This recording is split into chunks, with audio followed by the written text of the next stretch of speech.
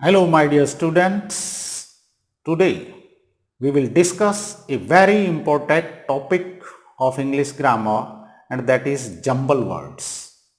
My dear students, jumble words के questions लगभग सभी एग्जाम्स में आते हैं, चाहे वो कॉम्पिटिटिव एग्जाम्स हों, चाहे वो एकेडमिक एग्जाम्स हों।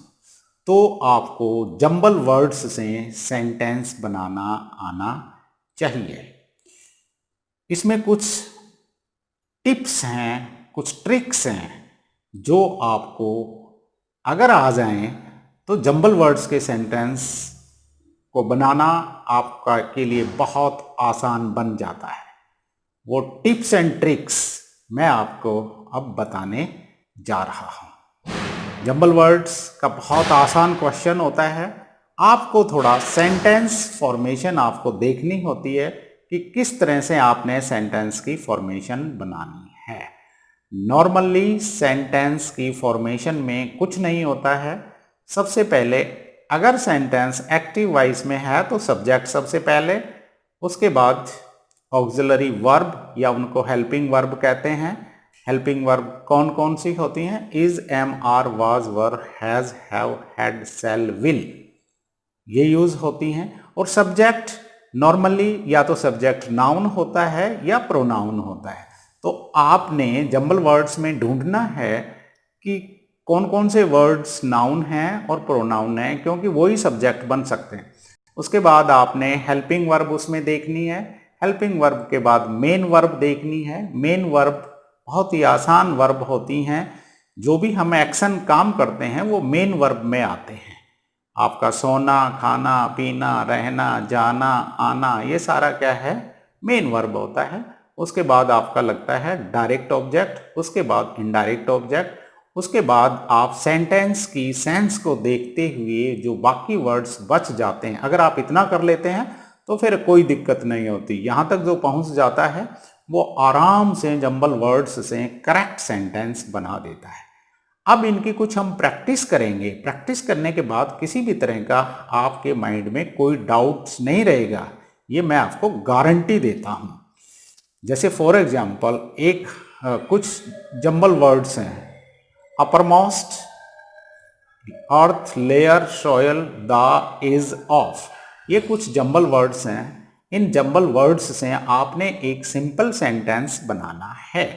तो इसमें आपकी नाउन है अर्थ, लेयर, सॉयल। इन तीनों में से कोई एक नाउन आपका सब्जेक्ट बनेगी। और इसमें जब आप इसको बना करके देखते हो तो लेयर से आपका बिल्कुल सही बैठ रहा है। तो लेयर से पहले आप अपर मोस्ट लगाओगे। अपर मोस्ट ये सुपरलेटिव डिग्री है। सुपरलेटिव डिग्री से पहले हमेशा दा का प्रयोग होता है, तो दा आपका यूज हो गया। The uppermost layer, then of the uppermost layer of earth. उसके बाद ये आपका सब्जेक्ट हो गया। The uppermost layer of earth आपका सब्जेक्ट। सब्जेक्ट के बाद हेल्पिंग वर्ब। हेल्पिंग वर्ब यहाँ पर इज है। The uppermost layer of earth is, क्या बच गया? सोयल। सोयल आपका ऑब्जेक्ट। तो बहुत ही आसान ढंग से आपने सेंटेंस बना दिया। The uppermost layer of earth is soil. एक और सेंटेंस, ये भी सिंपल सेंटेंस है। इसमें कितने ब्लॉक्स हैं? Solid rocks, below, soil, the, are, there. इसमें आपके नाउन्स हैं सॉलिड रॉक्स, सोयल, दो नाउन हैं, एंड देयर ये आपका हो गया प्रोनाउन। तो सब्जेक्ट आपका नाउन होगा या प्रोनाउन होगा? जब आप इस सेंटेंस को बनाने की कोशिश करोगे तो आपको देयर सबसे पहले यूज करना होगा। देयर ये हो गया आपका सब्जेक्ट। प्रोनाउन है तो ये देयर। देयर के साथ आर लगेगा। There are. उसके बाद सॉलिड रॉक्स आपका ऑब्जेक्ट हो गया। There are solid rocks below. Below हो गया। सोयल से पहले द यूज हो गया। There are solid rocks below the soil. इसका बनेगा correct, there are solid rocks below the soil. जहां तक मेरा ख्याल है आपको कोई भी परेशानी नहीं आ रही अभी तक जो सेंटेंसेस हमने बनाए हैं। एक और सेंटेंस लेते हैं। ये सेंटेंस भी, इसके भी लास्ट में फुल स्टॉप है। सेंटेंस सिंपल है, आराम से बन जाएगा। फर्स्ट ब्लॉक है रिटर्न, सेकंड ब्लॉक है इंडियन, थर्ड ब्लॉक है इज, फोर्थ ब्लॉक है कॉन्स्टिट्यूशन, उसके बाद द, फिर ए डॉक्यूमेंट। अब इसके अंदर Indian adjective, constitution noun, document noun, इसमें दो ही नाउन हैं, कॉन्स्टिट्यूशन और डॉक्यूमेंट। अब इन दोनों में से कोई एक पहले आएगा। कॉन्स्टिट्यूशन पहले आने से ये सेंटेंस बन रहा है, तो कॉन्स्टिट्यूशन सबसे पहले आएगा। कॉन्स्टिट्यूशन के साथ हमें एडजेक्टिव लगा देंगे इंडियन, इंडियन कॉन्स्टिट्यूशन बन गया। जब इंडियन कॉन्स्टिट्यूशन है तो इसके आगे द यूज होगा, तो तीन वर्ड्स हमने यूज कर दिए, द इंडियन कॉन्स्टिट्यूशन, ये सब्जेक्ट हो गया।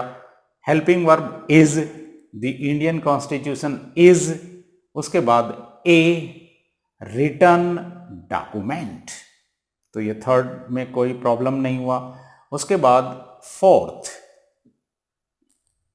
Sentence, 397 articles noun, 12 schedules noun, it pronoun and conjunction contains main verb. इसमें हेल्पिंग वर्ब नहीं है, तो सब्जेक्ट के तुरंत बाद मेन वर्ब आएगा। सब्जेक्ट जैसा मैंने आपको बताया नाउन और प्रोनाउन हो सकता है, तो इसमें प्रोनाउन इट से सेंटेंस स्टार्ट होगा, इट कंटेन्स, इट हो गया। देन ऑक्सिलरी वर्ब है नहीं तो मेन वर्ब आएगा, इट कंटेन्स। उसके बाद 12 शेड्यूल्स, इट कंटेन्स 12 शेड्यूल, उसके बाद conjunction and, it contains 12 schedules and 397 articles, कोई दिक्कत नहीं हुआ। नेक्स्ट सेंटेंस भी सिंपल सेंटेंस है, provides for single citizenship it a. इसके अंदर तो ब्लॉक्स हैं 1 2 3 4 ब्लॉक हैं, बहुत आसान है, ठीक है। प्रोवाइड्स फॉर वर्ब हो गया, सिंगल सिटीजनशिप नाउन हो गया, इट प्रोनाउन हो गया।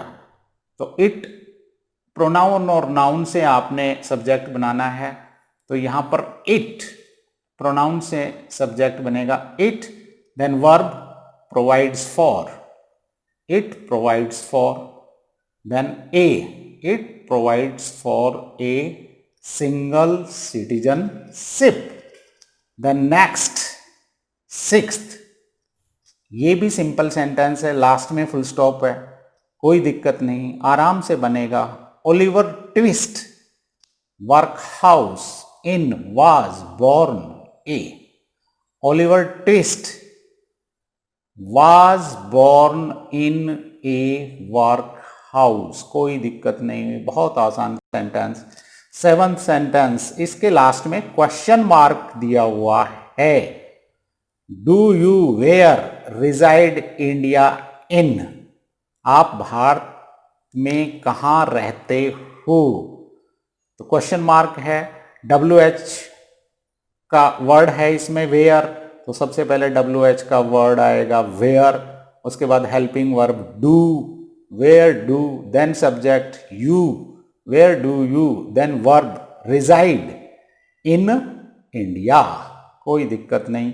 The next sentence, were rich if I, then sign of exclamation, exclamatory sentence है, कहता है काश मैं धनी होता, काश मैं धनी होता, तो इसके अंदर इंटरोगेटिव है, तो सबसे पहले सब्जेक्ट इफ से ये स्टार्ट होगा, if then subject I, then verb were, if I were rich, काश मैं धनी होता। तो माय डियर स्टूडेंट्स, ये 8 सेंटेंसेस की सहायता से लगभग मैंने जंबल वर्ड्स के टॉपिक को कवर कर दिया, और मुझे आशा ही नहीं पूरा विश्वास है कि जंबल वर्ड्स के क्वेश्चंस में अब आपके माइंड में कोई डाउट नहीं है।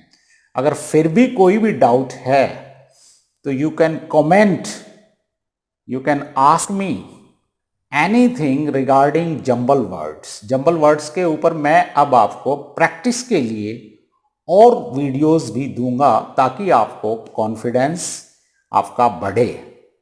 So for today this much only. My dear learners and my dear students as well, I hope you have liked my this video. Please share and don't forget to subscribe my channel because your subscription give me extra energy. Thanks a lot, my dear students. I will see you very shortly with a new lesson. Okay, bye.